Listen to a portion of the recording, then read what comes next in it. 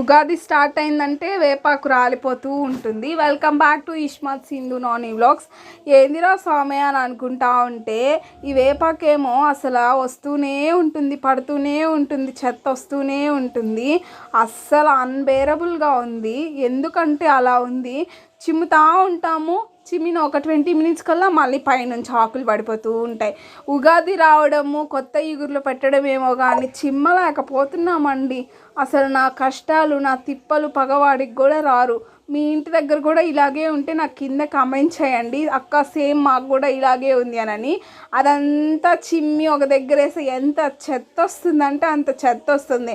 అసలు ఇల్లు 10 రోజులు చిమ్మకపోతే ఎలా ఉంటుందో అలా వస్తుందన్నమాట.